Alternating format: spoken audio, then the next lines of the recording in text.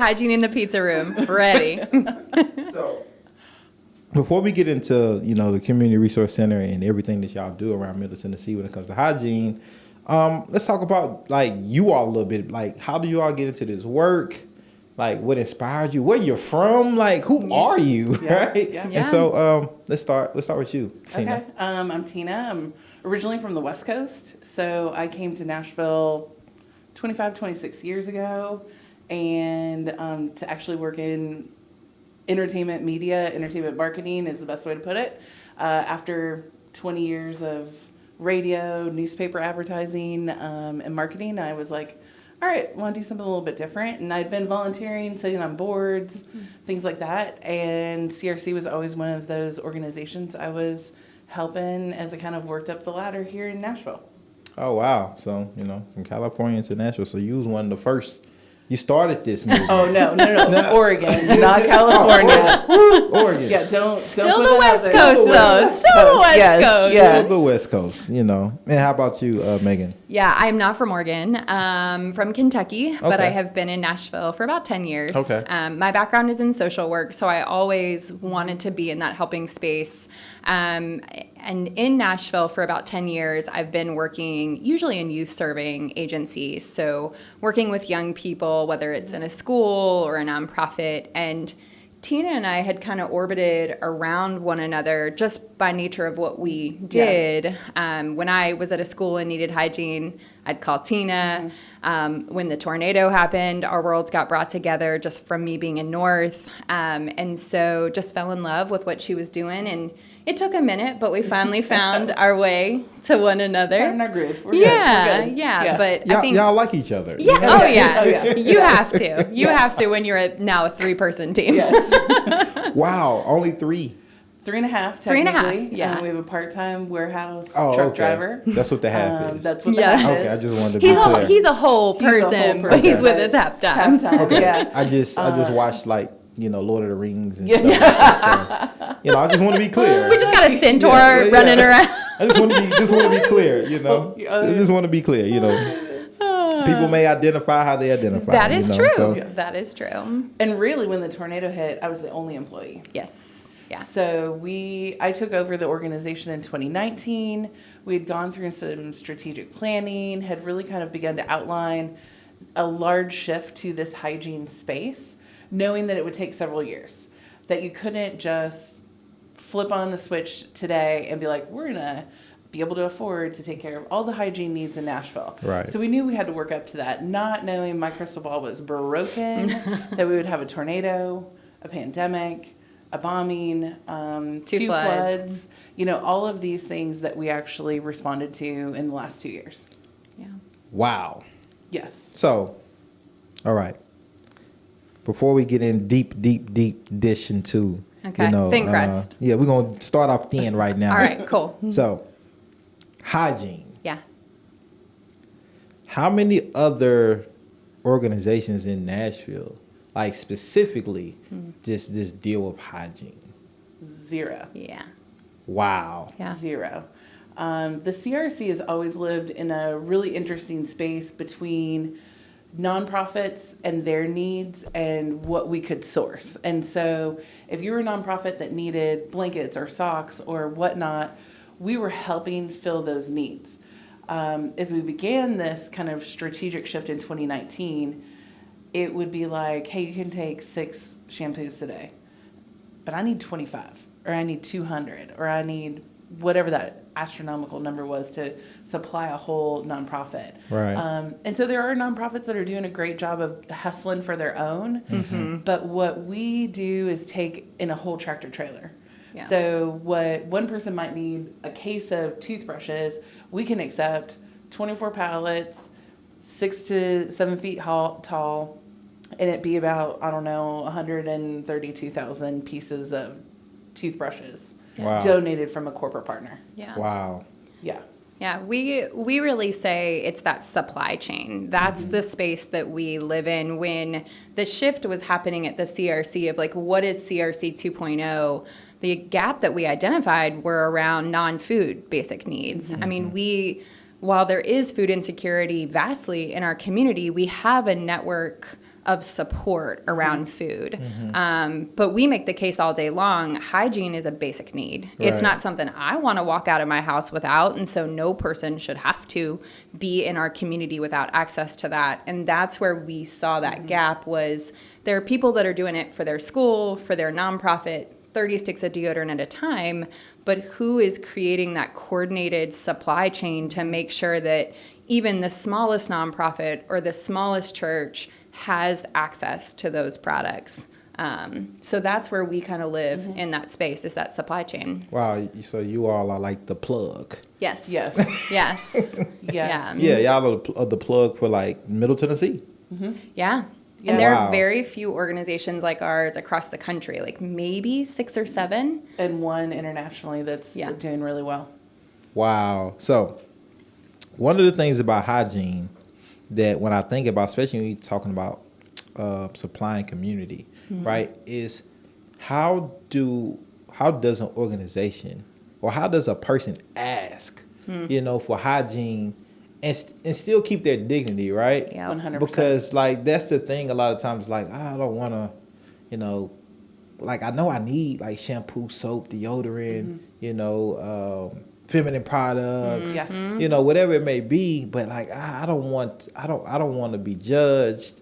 I don't want eyes on me. I don't, So how do you all deal with that, especially with partner organizations, Yeah. it's like schools Yeah. and stuff Oh, like yeah. that, especially with students and stuff where Yes. kids are mean, can be mean. Yes. Brutal. Our goal is that we are going to put hygiene in places that take the barrier away from whether that is proving with your paperwork that you meet an income criteria. It is sitting in a class to be able to redeem your attendance for something. Like our goal is that while there are organizations that can have those kinds of pieces, we want to make sure that there are other opportunities that you just walk in and say, I need some help. And our goal is that the partners that we work with that are running our hygiene pantries are able to refer people to additional resources. Yeah. So it's not just like, hey, I'm going to come get that bottle of shampoo, but if it's something that you need ongoing, if you have needs around food insecurity, because we do know that food insecurity and hygiene insecurity go hand in hand. Completely. Wow. Okay. And that you're often making really hard decisions between putting food on your table or paying your rent, or putting food on your table or buying deodorant, Okay. or whatever that challenge is for that individual or that family.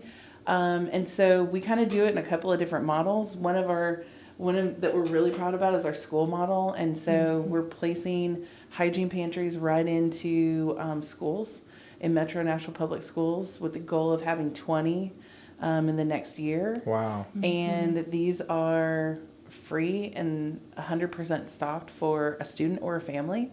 And we know that some schools they have a lot of family involvement, that families are walking and dropping their kids off, and that a mom or a grandparent or an aunt or whoever might say, hey, we really need some additional help, and they'll take it right then.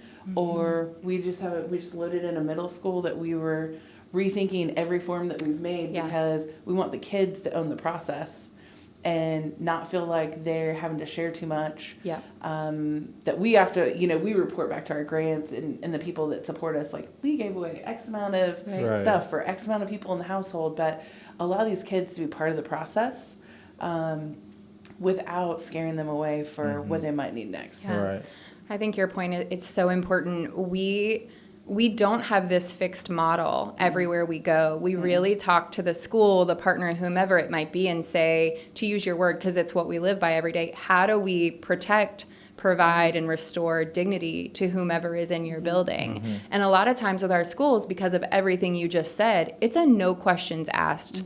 I mean, one of our pantries is in a closet that's really only accessed by students. Teachers really aren't in there. Families aren't in there, because there can be, shouldn't be, but there can be shame around these products. And so for us, if you need something, it's a no questions asked process. And on top of that, we want to make sure that there are products in that space that are familiar to you, that look like something that you would buy at a store if you needed to. And that you have choice. We really believe not only in the dignity of the products, but you as a person having the dignity to choose what you want Right. and what's going to feel good for you. And so, I wanna kind of dive into like maybe biases or just stereotypes, right? Because I think probably many of us, when we think about like hygiene, we think about maybe a few group of human beings, right? Yes. We probably Yeah. think about our homeless neighbors. We probably think about those that maybe just poor, right? We probably think about a particular ethnic group, right? Just depends on our experience. And so to try to alleviate that, right, in this type of conversation, do you all see that like hygiene is just something that is needed? It can vary based on different like social classes, economic classes, or is there like things that you all see like systemically that hey, this particular group tends to need more hygiene support than this particular group for whatever reason, and how do you all like pivot or respond to those things when y'all come across them? I think one of the big differentiators of hygiene need or hygiene insecurity is what we talk about all the time is around the government assistance model. So there are no government assistance programs that cover, discount, or provide any of these products. Wow. So if I'm on SNAP, which we used to call food stamps, my household qualifies for WIC, I cannot walk into the store and buy laundry detergent. I cannot buy feminine products. I cannot buy diapers for my child. And so whereas when you're talking about sort of the socioeconomic class around this, even if your household qualifies for these programs, you cannot access or afford them. And so to some extent, hygiene insecurity is much wider and more vast than I think people realize, because there's just no way to break down, especially the financial barriers around these products. Well, and I think COVID has, in COVID, Nashville specifically experienced this group of hospitality workers who I think are some of the biggest hustlers in town. That if they've got to make a car payment, they're pulling double shifts. Yeah. Well, you take away their livelihood, and this is a group of people that had never needed to ask for assistance. And so all of a sudden we were getting phone calls of like, where do I go? And you'd say a name like, hey, you can go here. And they'd be like, what's that? Right. And so we saw in COVID that it wasn't the color of your skin. It wasn't the neighborhood that you live in. It wasn't any of those, items that people like to just tag off. It was everyone across the board that didn't know how to go get help that we were really starting to support. Yeah. And you brought up I think an interesting thing, Megan, talking about like this government assistance, right? Like you would think hygiene would be something that it's like a human right. Yes. No matter where you are. Thank Yes. you. Like- Mic drop. Yeah, I will like- not drop this mic because it's very expensive, but mic drop, yes. So you got me thinking like, why isn't hygiene just as important as food? Yeah. Right. Or housing, or and then you brought up something that I didn't think about as far as like laundry detergent, right? I wouldn't even thought of that as like a hygiene. No. I'm thinking of like toothbrush, toothpaste, soap.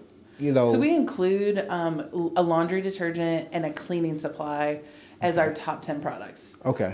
In addition to toothbrush and toothpaste and soap and shampoo, deodorant, diapers and wipes, feminine hygiene and continence products, because you can brush your teeth all day, but like if your clothes are still dirty, that's your first handshake. Like Right. that's that outward appearance that's just as important as whether or not you brush your teeth.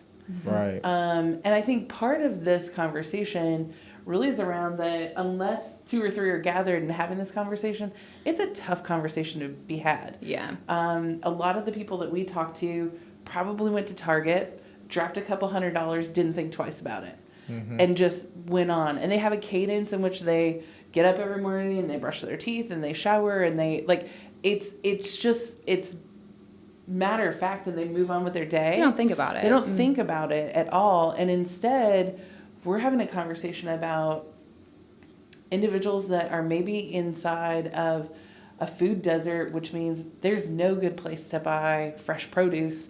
So if you don't have a place that's selling produce, you probably are going to a Minute Mart or a gas station to buy those things that you need, and a lot of times that's hygiene. Right. So what might cost $3 at a Walmart or a Target is a minimum of $5.50, $6 inside a community that doesn't have a large scale, food store, discount Sam's or Costco. And so it's not only that we are not providing these items as part of assistance, but we're also not giving locations in which communities can access these items in an affordable manner. Yeah. And so now I got two things on my mind because we are a very blue city dot in a very red, super red state. And so when you talk about government, what are those conversations? Do you all have those conversations with state legislators or even council persons, or even the mayor's administration about combating hygiene and the deficit of hygiene that people don't have, and making it easier for people to access this hygiene that they need to use every single day to feel better, feel better about themselves. And when you feel clean, you just something else about them. You just feel fresh, even if you don't have something else. Knowing that you can just I'm a clean, my body's clean. I can I have the products to do that. It gives you more confidence about yourself. It's a head up versus head down. Right. I mean, as someone who used to be in this school space, I knew which of my kids didn't feel clean that day because it was a head down. Right. And the power to make a head up. It's soap, whatever. But that's the power of hygiene right there. But to circle back to your question, we don't receive any state, local funding, city funding, state funding, national funding.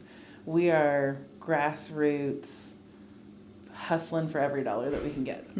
And we're bringing in people that maybe found us from a disaster perspective. We have a funder that is out of state, and they loved our disaster work and how we were showing what we were doing and helping the community. And they were like, "What do you do next? What's your next thing?" And I was like, "Next, I've been doing it all at the same time. Disaster is 1/7 of what we do every day." And so, are we having conversation? Yes. We submitted a pretty sizable grant to the state, and when we look at who got funded, we're like, okay, there's not a lot of change makers in that list. And so we know we have to carry this flag and just keep having conversations like this. Because every time we talk to somebody new, they're like, wait, you're doing it.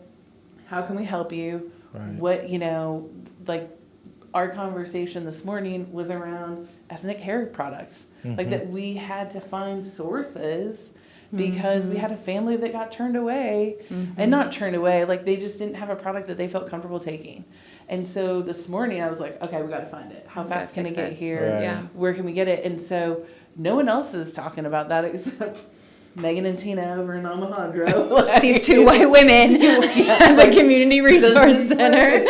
Sending a text and, to calling a friend, trusted, safe space friends. I'm about to ask a very uncomfortable question. Can you help me through this product search? But one, it's good that you all acknowledge that, right? 100%. And that because some people just don't, right? Yeah. And that's a problem. But and then two, you all have friends and allies and just folks that you can say, hey, look, I need products for people of color. Yes. And I maybe just don't know. Do you have some suggestions?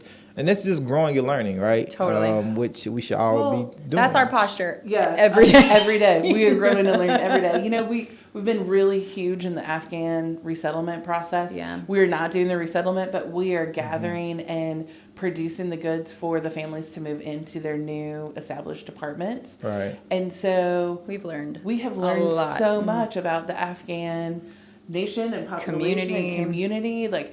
You need not just a tiny saucepan, you need a big saucepan. Right. You need this type of product. Yeah, and then, because in our minds, there's nothing worse than giving you something that you can't Right. use, or walking in this. And I told her this morning, I said, I can't have another family walk into one of our spaces and not have something that feels relevant, that feels like this is what I need for my household. Because it takes a lot of guts to ask somebody for help, and I never want anybody to feel like they couldn't get it. Right. Well, the problem is swab is 99 cents, and that's a whole conversation. So you have these brands that have made specific kind of products, super affordable, super cheap, probably not great for your hair, probably not great for your body, but they're so affordable that everyone's like, oh, I can give $10 and I'm going to give them 10 shampoos. But the problem is our ethnic hair care is like $8 and $10 and $12. And, you know, it's just. Talk about intentional barriers. Yeah. Yeah. Like. Yeah. Talk about Holding it up. intentional barriers. Wow.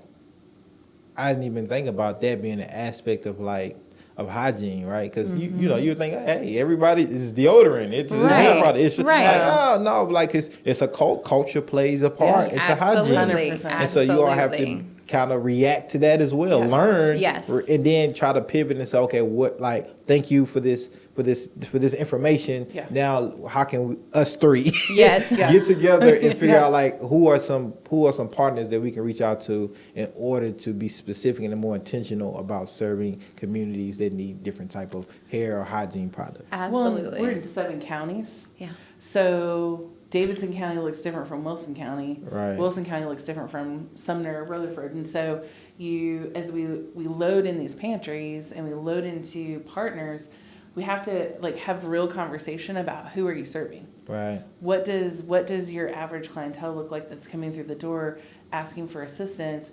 And then how do we overlay the products that are available to us? And what do we need to assist with to kind of make up for that shortfall in a community that needs a little bit more? Yeah.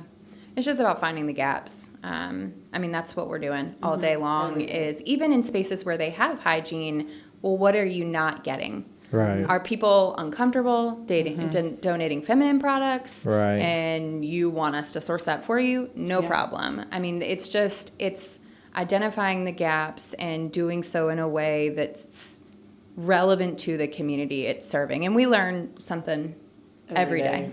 Every day.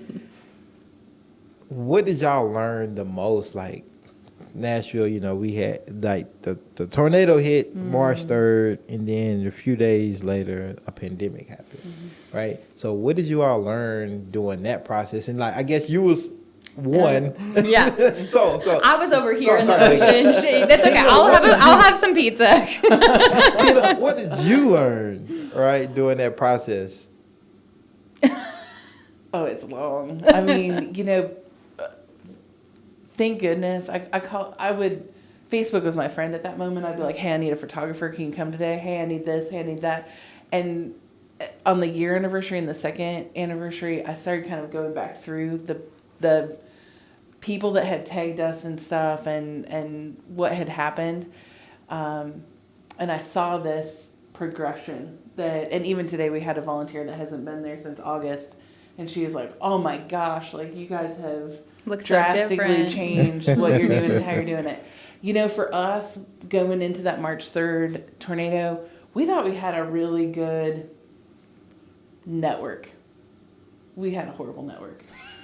We had a network that had major holes in it. And so when you think about a tornado that goes county to county line and then into another county that you serve, and I'm being pulled in 2 different directions, one for Davidson, one for Wilson. Right. You know, how do you begin to serve in very different ways?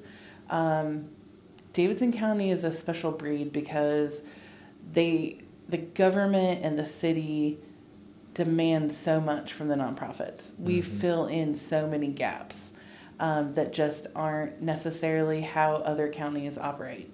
And so it was a lot of hard work, you know, and it was a lot of 12, 14, 16-hour days in which you know, like you're seeing midnight as you close a gate, knowing that you're opening that gate at 5 a.m.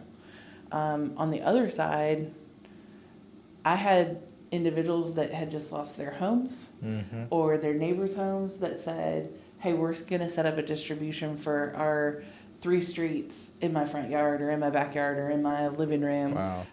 We're going to just open it up to the community. And they were vetted people. Like, we knew who they were, and we're like, come get your stuff.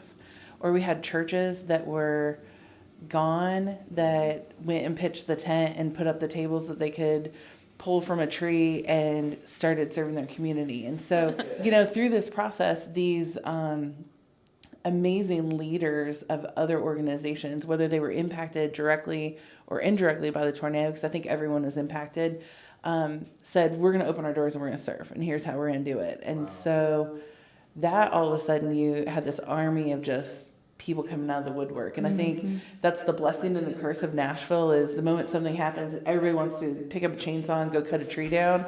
And at times we have to be like, whoa, hold on. Like, Please don't we still have gas lines that are alive. We still have... That tree is about to fall. Yeah, It's going to make the damage worse, but it was a time in which I'm so thankful I participated in the way that I did and could be a part of the solution of how the community responded to people that probably never imagined they'd be part of a tornado. Right. I want to get into the deep stuff now. Right. And a lot of it is like logistical. Like, we live in that space all day. Like, how, so you all like are the, only like hygiene hub, right, in Middle Tennessee, right? So It's small. Yeah, It's pretty small. Like, so like the only one, right? Which is crazy. And you would think it'd be more people, more organizations focused around hygiene, but it is what it is. Logistically, how does that process look if I am a community member, or if I'm an organization and I see a need, like, hey, like my community needs hygiene, right? Or maybe my school needs hygiene products, or I just live in a whole community where it's just hygiene property, right? How would one go about, like, is that something I need to find you all? Maybe I don't even know y'all exist, or is that something you all are constantly vetting and trying to find, like, who can y'all give away stuff to? Yeah. Yes, all the way around. all of the above. And that's when you are the only person doing something, at least on a large scale. I want to commend that there are people out there that are doing it, again, in their communities. But when you are the only one doing it at a large scale, it's all of the above. And to kind of go off of what you were talking about with the tornado, I think it really created this model of partnership in a brand new way for us, for the CRC. And so the way that we primarily can build capacity, because like we said, we're 3.5 people, we couldn't serve 1 million people a year, just the 3 of us. We'd try, but we would never get there. The primary sort of vehicle that really gets our stuff out is partnerships with nonprofits, with churches, with schools that have people that are on the front lines doing direct service work, getting in touch with us, or vice versa, us getting in touch with them and saying, how do we plug in? Because when you're serving folks, it's wraparound case management. How do we plug in as your hygiene source? And so, I mean, we've got a network of over 300 nonprofits plus school districts on top of that, that we will work with in any capacity they need, whether it's I need 650 kits for this one-time activity, or I need a hygiene pantry so I can serve people 365 days a year.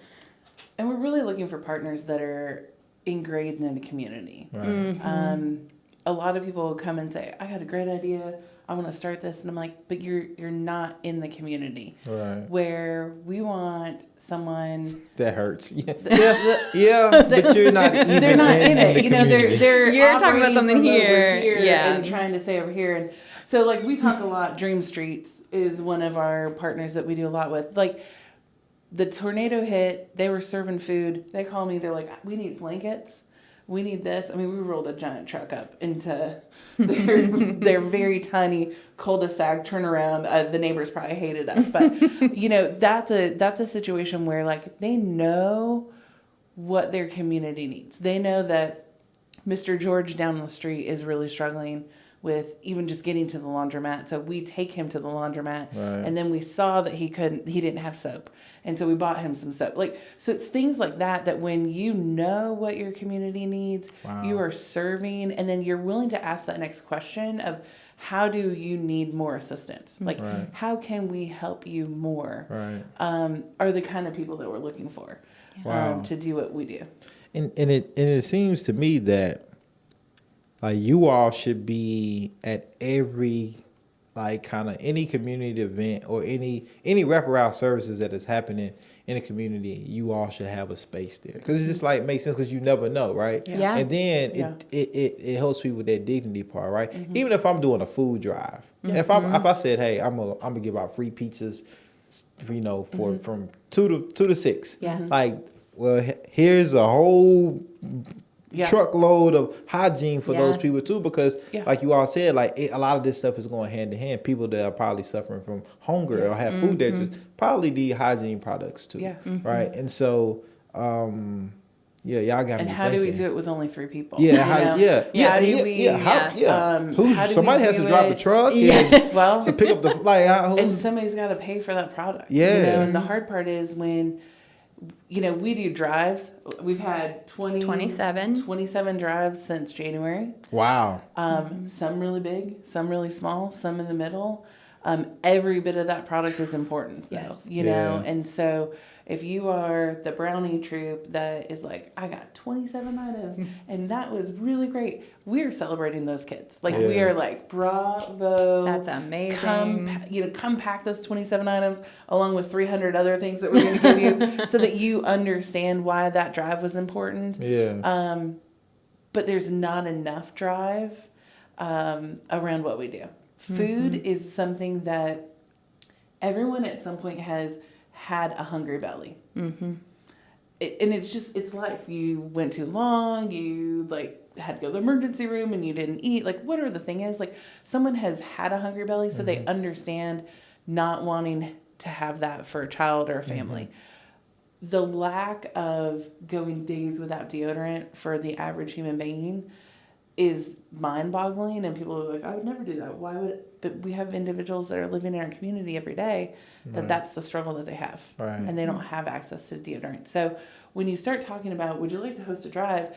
It's sexy to do like a canned food drive and make a canned food wall and talk about how many packages of ramen you can get in. But when you talk about deodorant and shampoo and feminine hygiene, there's this stigma around that's like, ooh. Like, that's personal. That's really personal. And so until we have conversation like this, like, for us, we'll talk about feminine hygiene all day. Like, it will come up in conversation. It'll be brought to a meeting. It will be whatever. But you say that in mixed company, and people are like, oh, like, they're looking around, and they're, like, fidgeting, and we're like, sorry, we didn't realize. We didn't realize that wasn't that kind of space. And so unless we're having conversation like this, and people are seeing the importance of what happens on the other side, like our kids that are getting, and I say our kids because I feel like they're our kids, you know, like our kids that are going to hygiene pantries and getting served are come to school more often, maybe with a smile on their face. They're being there. I love their whole self. Like one of our partners says, they come presently with their whole self. Like that is the goal of whether you are 5, 10, 50. That if you come to one of our, you know, our hygiene pantry in South Nashville at the FRC, like that maybe the next day when they see you or the next time they see you, like your clothes are clean, you have a smile on your face, you feel confident, and that there's some hope in your step to see what you could tackle next. Yeah. And you really, I mean, you kind of hit our dream on the head. I mean, we do. We want to be, we have a problem. We want to be everywhere all the time. And we're so fortunate. We have amazing volunteers. Like when I say that we have the best volunteers in town, it's bragging, but it's also true. I mean, there are people that just continue to show up for us day after day, week after week. They know what we do. They're bought in. I don't even have to be out in the warehouse with them because they know what they're doing. They often tell us what they're going to do. Like, that's great. I know that you would like that conversation today, but we're going to do this over here too. I'm like, okay. All right, awesome. great. Like, And that is how we do. We want, until we grow in our staff, which we will, but our plan is to use volunteers to help us be in those community spaces where if you're already coming to get the pizza, whatever, you don't even have to ask because it's here. Right. And that is our goal, is pantries everywhere, but then also having a presence in just community spaces. Yeah. And destigmatizing, like, you don't have to come up and whisper and ask Right. me for this thing. Just take what you need. Right. It's Here's cool. a bag. Like, here's a bag. You can put whatever you want in the bag. And You're good to go. see, y'all got me thinking about ideas that I think would be really cool. Come on. We'll say yes to almost So, anything. well, you know how, like, I like how you all just alleviate barriers, right? Because it's too many times to where they create these crazy barriers for people that already having a hard time trying to get what you have on the other end of the Yes. barriers. Yes. You know, whether it's, you know, trying to get SNAP or food stamps, trying to get housing, whatever. Like, maybe I can't read, maybe I can't write, maybe I don't have access to internet, don't have transportation to get to public library to fill out all the forms to be able to, you know, get in the stack of people who need it. So I like how y'all just alleviate all of that and just, hey, look, there's no, like, if you need it, here you go. Like, there's no form, there's no, there's no requirements. Yes. Other than you do you want it or do you don't want it, right? But I like how community members have sometimes like the community library, like mailboxes and stuff, so people can just, if you want a book, hey, just come and get a book. I think that'd be awesome, and it allows people, right, that dignity part, like, hey, it's here. I know my community needs it. Here you go. And I have a few people in mind that I'm gonna connect y'all with that does like grassroots, like a lot of grassroots stuff in communities where, you know, a lot of people just may not want to go into or venture into if you don't know anybody, or you just like, hey, like, I don't know. But they need to be served too. Yeah, we've worked with several blessing boxes through the year, specifically like kind of post-COVID or post that D-Day of COVID, like, you know, Free Store and the Fridge and some in East Nashville that, you know, luckily, like, there was a community member that was like, hey, I'm the stocker. Like, I restock everything. So if you give me extra, I just stock it when it's ready. And STOCK. Yes. Not the other stalker. kinds. Okay. You know, and so they were able to come and get product knowing that it was going to that blessing box. You know, one big blessing for us is that someone donated a vehicle. Wow. Actually, we've received 2 vehicles in the last 2 years. And so one is our giant truck that's like that story is amazing.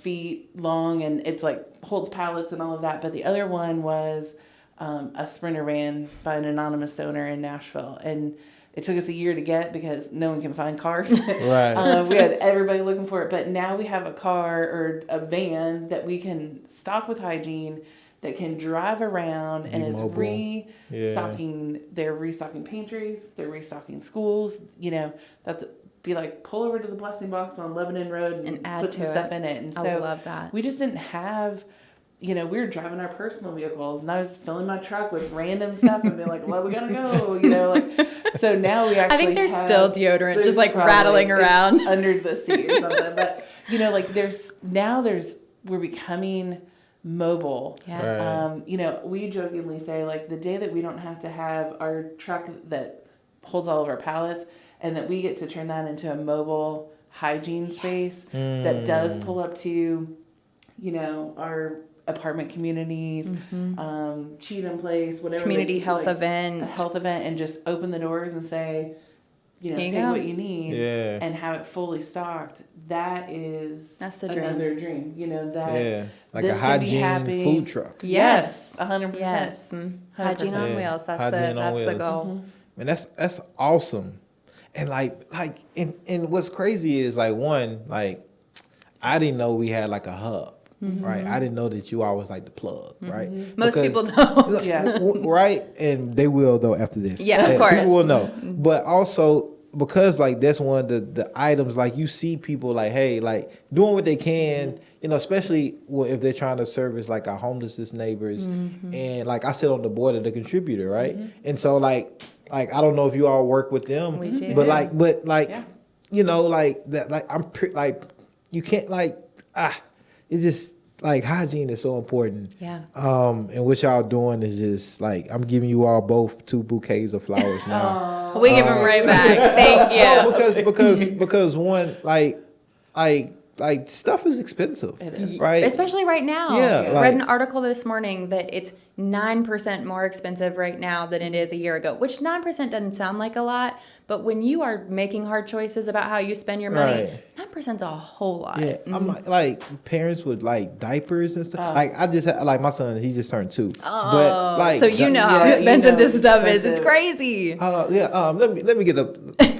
What kind of diapers y'all got? Are those coated in Yeah, gold? Because right. they should be for $35. Like, it's crazy. Like Yeah. that's something that doesn't end, right, for like many years, and like Yeah. you compound that like with like rent, like childcare, and then just groceries in general, and then just And gas. and all that. And so transportation, yeah. and so if I can alleviate something like hygiene where I can get, and you're not like picky, right, and you don't have to have like this super high brand, but something that is for you, like why not? Like I'm advocating, hey, if you can save some money, go over there and Absolutely. get you some hygiene products. Because we know, I mean, we talk about this a lot, that in this space of basic needs, which we think we are in there, hygiene, when you make hard choices about your money, hygiene is going to be the first thing that goes. Yes.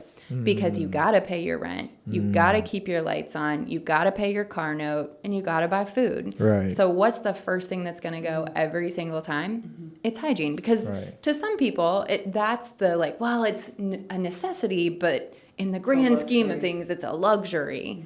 We say it's not, but we realize that when you're making tough choices, our products will be the first thing that you choose not to pay for. So we try to get to that space before those decisions have to get made. You know, I think the other thing is we try to create capacity in someone's budget. Totally. Is the other part. So this morning we spent the morning packing a cleaning kit to go to Waverly that'll be dispersed with food. So they're getting food and a cleaning kit from us. About $25, $35 is about the value of the kit. And for us, that's like $35 of like a rotisserie chicken, like that's like, go get some real food that's not covered on assistance, or make the whole payment, Right. to your phone, or to keep your lights on, or get caught up. Like, so when we can create capacity in someone's budget, that allows them to just breathe a little bit easier, and show up differently in their personal life, just as much as, in their outward and what they're doing outside the home. Yeah. Right. And so I think that's important too. is Oh, that yeah. How do you, Financial stability. Yeah. Yeah. And I think too, like, just having in our minds that like we're always in like a disaster relief, I think, right? Always. Like always, right? It might not be as overt as like a tornado, but like there's like people having like their own little disasters every day in their lives, and every little bit helps. Absolutely. Well, for us, we say disaster relief is like 1/7 of what we do, but we deal with a crisis every day. Yeah. So it is a hygiene crisis. It is a resettlement crisis. It is a Apartment fire that fire. happens. Yeah. Yeah. Like, what are those little crisis Right. opportunities in which the CRC can come in and serve and help out and do it in a way that does create dignity. Yeah. that Right. It's doesn't- quiet. It's quiet. I always say that even when we serve a tornado survivor, with product or appliances or things like that, or a resettled family, like I want it to look like we went to Target, Right. and that it was bought and it was put together with them in mind about how they would feel when they saw it. And it wasn't like in black bags. Right. Like, here you go. Like, it's not trash. This is brand new product. This Right. is brand new. We specifically did it for you. And I hope that you feel the love that was packed with, because Right. our volunteers really do take it to heart Yeah. what they're doing. Yeah. Like, they are the ones that are like, I am so glad I came here today to do fill in the blank, whether it is Right. to make a hygiene kit, it is to, source product for a family moving from Afghanistan, or even packing for some of our pantries. Like, the fact that they know that they can think about every kid that's going to get a stick of deodorant out of that pantry as they're putting it in there and putting a sticker on it, or whatever the case might be. Our volunteers really take it to heart Yeah. at what they play in this part around this, opportunity. Would you all say that like hygiene is like a hidden kind of issue? Yes. Yeah. Yes. Here in Nashville. Yes. Oh, it's across the country. For You know, sure. if you look at, like we were just saying in a meeting the other day, and they're like, "Can you pull up some white pages and research about this?" And I was like, "No, the last report that really was around hygiene happened in 2013." Yeah. Because- National report. So like, you don't have people that are doing like, how many people in this area don't have access? How many Right. people are walking farther than a mile past a bus stop Right. to, you know, Buy purchase $12 Right. Yeah. detergent for like, one load. And I guess like, yeah, how do you like? We don't have good numbers on homelessness here. No. Right. Right, we don't have. We just have estimates. We don't have. We don't know how many people Right. are really homeless. Right. Because the homelessness, if you're sleeping on a friend's couch, you're homeless. Yes. Yes. Yes. We like to Right. stay in house Mhm. so that whether you are in a tent, in an encampment, Right. sitting on someone's couch, sleeping in your car, like you're just in a house. Yeah, you're on the We house. just need to find Yeah. you the next, Right. next housing opportunity. And so, how would you even measure like hygiene? Like, No. Because who's going to answer honestly on a survey if you ask me, right. do you feel like you are clean? Mm, Or how leading is that question Yeah. too? Right. Like that you're leading. Do you not have deodorant? honest. Well, Yeah. I don't want to tell you that I Yeah. don't have deodorant. So I'm Right. going to tell you, especially going back to like kids can be mean. Like life is, I mean, we had this conversation. Everybody on the internet, you're always trying to put your best foot Yeah. forward. Yeah. Nobody wants to come out and say, I don't have access to these very personal products. So Right. we, much like homelessness, we don't know. But judging by the number of product that goes out of our building every day, it's a whole lot of people. And I mean, we are assuming a lot. We try to utilize numbers that have been done, census data. So we try to overlay our coverage area with what does that census data look at? Where are pockets of community that are receiving, higher WIC assistance or higher SNAP assistance? And we really look at who's a partner that's working in there. How do we work with them? Or where's the school that's being impacted with not necessarily larger free and reduced lunch, but larger hero numbers or, access to transportation to get kids to school. Like those are how we have to begin to judge, if you will, to find places that need additional support than just being like, oh, it's all North Nashville or it's all Right. East Nashville. Like, no, It's there everywhere. are pockets. I mean, we're dealing with a trailer park in Williamson County, right. and they want to imagine like there is no poverty in Williamson County. Yes, there is. There is. Right. There is definitely another side of the tracks, So, man, this is a lot to unpack. I know, Wow. you got a lot. Yeah, no, You this got is more a- than you bargained This for. table is actually serve pizza. Go back for a second. but no, this is because like you all are having me look at, and I hope the viewers and listeners too, like just evaluate hygiene so differently, right? Yeah. And kind of like the crisis that it's in, but again, like society, we put a lot of things ahead of just hygiene, right? Which hygiene affect us all, but like why are we not talking about this more? Why are we not trying to combat this crisis just like we're trying to combat all these other crises? Yeah. Because people want to smell good, people want to Yeah. feel good, Yes. right? People want to be clean, right? Man, this is a lot. Wow. No, like y'all got me over here, and I don't ponder often. I hope that's a good thing because you've had some great ideas that I'm for sure Yes. going to run with as soon as we leave. No, because Hygiene on wheels. because like my whole thing about this is like we all should be trying to build community together, right? Yes. Yeah. And we need to be creating spaces and hubs and things where people don't have to be afraid or ashamed to to say, hey, I need this, I need help. And social media makes everything like everybody's doing great and nobody's doing bad and whoop de whoop when there's people like really hurting inside as they're taking their selfie and posting it, right? They're really crying Absolutely. inside. And so have you all ever ran into any issues where people feel like you shouldn't be doing the work that you're doing, or you should be doing it a particular way? The reason I say that because, again, like I have worked for the contributor, I have volunteered for the Yeah. contributor, now I'm on the board of the contributor. I've done everything one could possibly do for a contributor. Yeah. And we will literally get mail like from community members saying that like, what we was doing was bad for the community, that we shouldn't be giving our homeless neighbors or formerly homeless neighbors a chance to like make income and right. so I wonder, like, is it any of that like in the hygiene space which y'all doing, like, oh, y'all shouldn't be providing I don't if know it's that- not, that's good. Yeah. I don't know that it is in that way. Okay. I think there's some much more comfortable volunteer opportunities, much more comfortable organizations to write checks to. Okay. Much more comfortable check marks to check off. And so when you compare,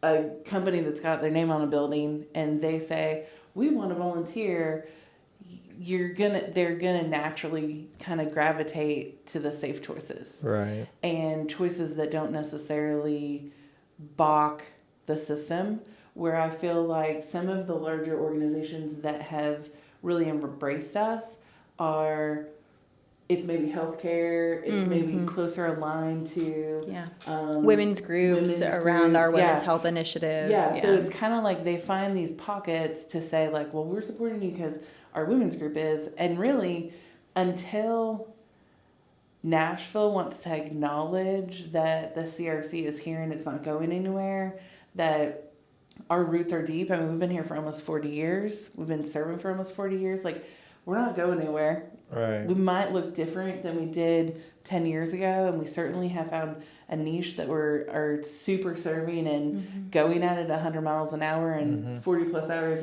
a week, and often on the weekend.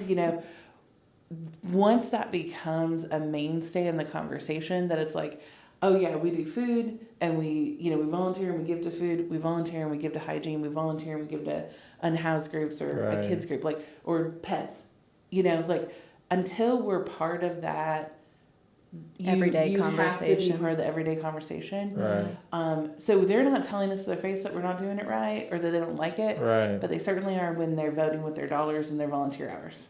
So next thing I need to do is get hygiene on the wall. Yes. We need some deodorant on here somewhere. Yeah, something. I need to get hygiene. Yeah. I need to get hygiene. And so, like,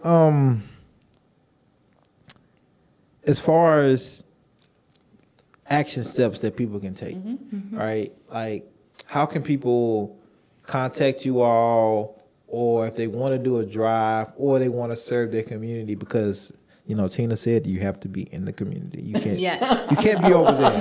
Right? You can't be from California or Oregon. California or Oregon and be like, over in Nashville. You cannot be from the West Coast. Let's just sum it up.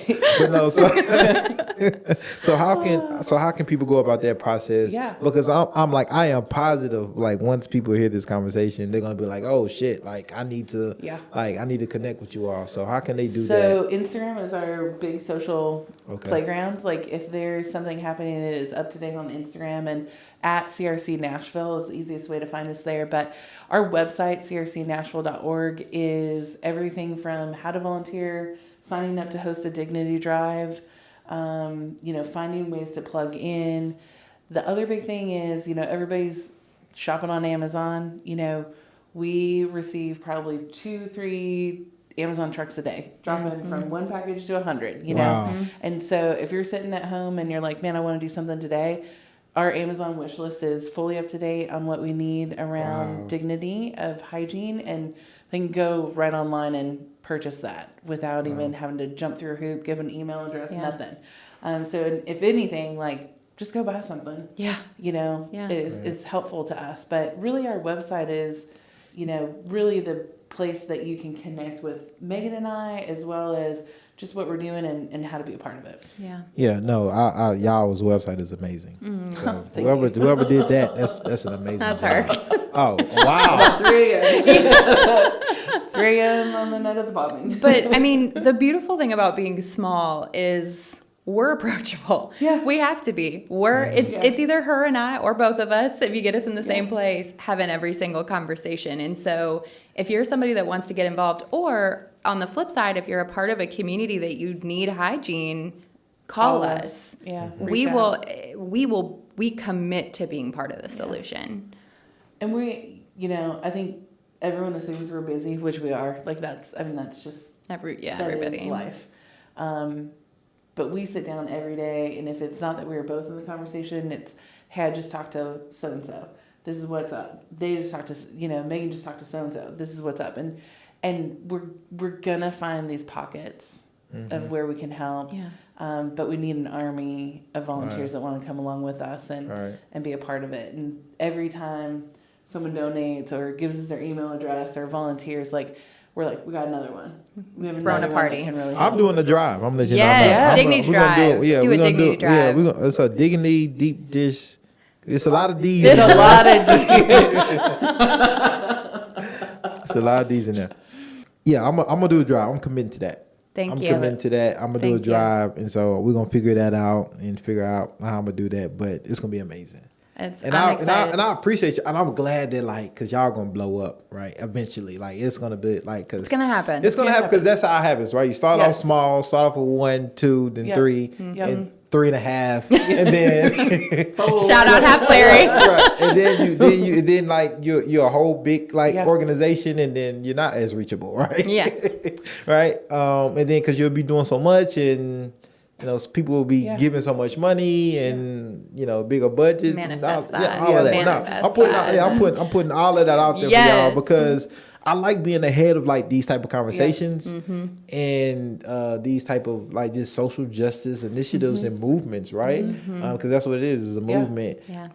And hopefully people are just made aware of it. And it kind of reminds me of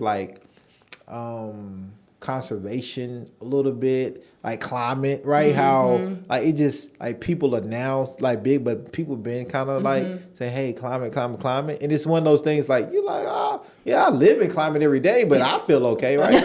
I think it's hygiene is the same way. Totally, you're absolutely right. I'm clean, but but so just making people aware, hey, there's a hygiene crisis that and we have a hub right here in Nashville, and they're serving 7 counties, 3 people in 2 trucks, and I mean, we always tell people 2,000 bottles of shampoo go out our door every week. 2,000 bottles of shampoo. So you cannot tell me that there's not a crisis when you talk about those kind of numbers. 2,000 bottles of shampoo. That's a slow week. Yeah. 2,000. Yeah. That's a slow week. Yeah. Well, and I mean, we're talking from diapers to wipes to shampoo, so the 10 items get boxed differently, right. And diapers are easy to come by, and the people are like, oh, everybody can pass out diapers. No one's passing out wipes. Right. We're probably going through 3,000-4,000 things of wipes. And the good thing about wipes is you can use them for life. Yes. You just don't have to be a baby to use wipes. Yes. In fact, I would say outside of babies, the number one people in our community who are using wipes are women in the unhoused community because they don't have access to sanitary spaces that are safe for them. So whether that's for bathing or for feminine hygiene, the number one request we get for baby wipes is actually for that purpose. And so can people so if I'm off the street and I'm housed, so I just feel I just need hygiene products. Can I come to you all directly and say, hey, Tina, Megan, I was told I can come in for hygiene products. I need something right now. The better thing to do is call 211. Okay. So 211 will actually give them a variety of resources, but they'll actually look at what zip code they're calling from or community, and can direct them to one of the closest pantry. The closest pantry that's open to the public. Because we're not super close on a bus line, and that's a huge barrier. Right. We're in a warehouse district. I'm just follow all the semis, and then you'll find us right next to the recycling center. So we're not actually super accessible. So that's why we're on a mission to put hygiene in places that are off a bus line, so that people don't have to hop 3 buses to try to get to us. And what does that look like for somebody that wants to have a pantry? Yeah, I think being a nonprofit is really the most important. And having a space that can be kind of dedicated for that. Okay. They might have a food pantry already. They might be serving, people that are coming in on a kind of a structured basis, not just it's only when we open the door and no one knows when they open the door. It needs to have definitely a structured service that we can tie into. Right. That they're willing to exchange a little bit of information about how many people are they seeing every week and how often are they seeing the same people. and what are the other needs that they might have, and how are they working within a referral source to make sure that they're not just an island. Okay. We really want people that want to be connected and referring across resources and opportunities for individuals. Well, look, this has been wonderful. This has been We feel great. the same way. The- We're not in a warehouse right now. Are you kidding? She's not on a forklift. I'm not moving a pallet jack. This is a dream. They are forklift and pallet jack We certified. are, Yes, as well. check. So if you need moving and call them as well. Please don't call Megan us. and Tina, I appreciate you all both and the work that you all are doing. And I'm excited to be, I want to be a part of this. Yes. Like, I really do. Yes, you do. And so thank you all. And we got to have you back because, more people need to know more about this. Love it. Thank you for having us. Thank Thank y'all. you.